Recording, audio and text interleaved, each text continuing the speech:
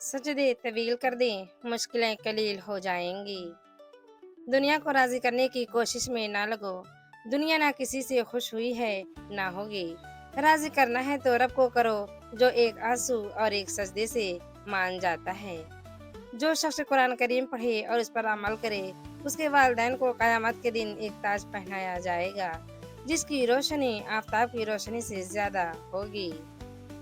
मुखलिस इंसान नर्म रेत पर चलने वाले के मानिंद होता है, जिसकी कोई आवाज नहीं होती लेकिन उसका निशान मौजूद रहता है।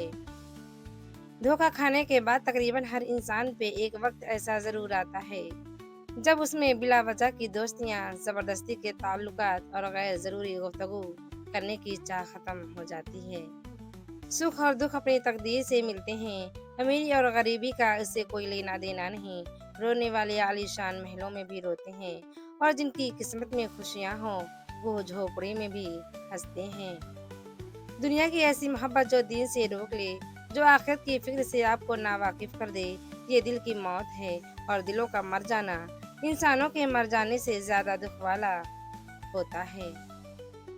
जिंदगी में परेशानियों का सिर्फ एक ही हल है, अल्लाह से बात करें, अल्लाह से मांगें, अल्लाह पे छोड़ दें, अल्लाह पे भरोसा रखें।